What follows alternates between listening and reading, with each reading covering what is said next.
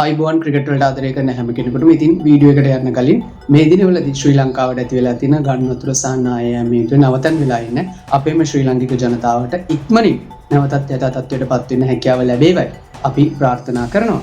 ඉතින් ශ්‍රී ලංකා ක්‍රිකට් ප්‍රේක්ෂකයන් විදිහට ඔයාලා දන්නවා මේ වනවිටත් ශ්‍රී ලංකා කණ්ඩායම මෙම අවසරට අදාළව ක්‍රීඩා කරන අවසන් තරඟාවලිය වුණු පාකිස්තාන තුන්කොන් තරඟාවලිය නිමවට පත් කරමින් ශ්‍රී ලංකාවට පැමිණ තිබෙන්නේ හි අනුශූරයන් විදිහට කෙසේ වෙතත් ශ්‍රී ලංකා ක්‍රිකට් ප්‍රේක්ෂකයන්ට තමන්ගේ කණ්ඩායම ක්‍රීඩා කරන මීළඟ තරඟාවලිය දැක බලා ගැනීමට හැකියාවක් ලැබෙන්නේ 2026 ජනවාරි මාසයේදී. ඉතින් දෙසැම්බර් මාසය තුලදී ශ්‍රී ලංකා කණ්ඩායමට කිසිදු තරඟාවලියක් ජාත්‍යන්තර ක්‍රිකට් පිටියේ ක්‍රීඩා කරන්නට නැහැ.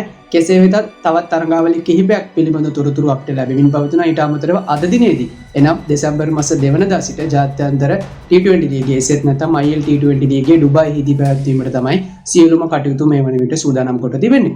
දෙසැම්බර් මාස 2 වෙනිදා එනම් අද දිනේ ආරම්භ වන මෙම තරඟාවලිය 2026 ජනවාරි මාස 4 වෙනිදා දක්වා පැවැත්වීමට තමයි මේ වන විට සියලුම කටයුතු සූදානම් කොට තිබෙන්නේ. ඉතින් විශේෂත්වයට කාරණේ බවට පත් තිබෙන්නේ මෙම තරඟාවලිය වෙනුවෙන් ශ්‍රී ලංකා සුපිරි ක්‍රීඩකින් 8 දෙනෙකුම ක්‍රීඩා කිරීමට වරම් ලබාගෙන තිබුණා. එෙහිදී විශේෂත්වයේ බවට පත් තිබෙන්නේ මේවර කණ්ඩායමක නායකත්වය ශ්‍රී ලංකා හිටපු 2020 සහ එක් දින නායක වගේම නිමවට පත් වූ තුන්කොන් 2020 තරඟාවලියේදී ශ්‍රී ලංකා කණ්ඩායමේ නායකත්වයේ දරූ දසුන් ශානකහට හිමිව තිබීමත් කැපිපෙනෙන කාරණාවක් ලෙස තමයි මේ වන විට ජාත්‍යන්තර මාධ්‍ය දක්වා තිබෙන්නේ. ඉතින් එහිදී මේවර තරඟාවලියකින් ක්‍රීඩා කරන ශ්‍රී ලංකා ක්‍රීඩකින් ලෙස ඩුබයි කැපිටල්ස් කණ්ඩායම නියෝජනය කරමින් දසුන් ශානක සමගින් දුෂ්මන්ත චමීර ක්‍රීඩා කිරීමට නියමිත වී තිබුණා. ඉතින් මෙහි විශේෂත්වයේ බවට පත් තිබෙන්නේ දැනට නිවේදනය කොට ඇති ආකාරයට ඩුබයි කැපිටල්ස් කණ්ඩායමේ නායකත්වයේ ශ්‍රී ලංකා ක්‍රීඩක දසුන් ශානකට හිමිව තිබීමයි.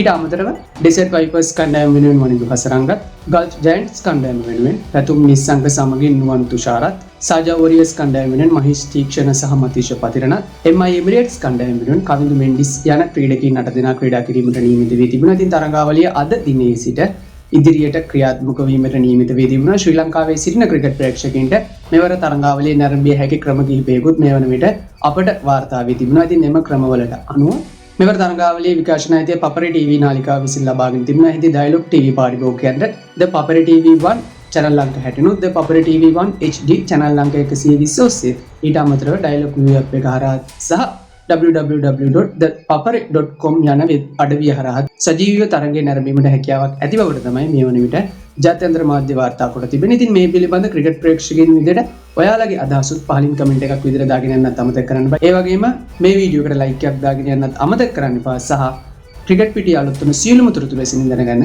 අපිව subscribe කරලා දිගටම අපිත් එක්ක රැඳෙන්න කියලා අපි ඔබට ආරාධනා කරනවා. එහෙනම් හැම කෙනෙකුටම සුබ දවසක්.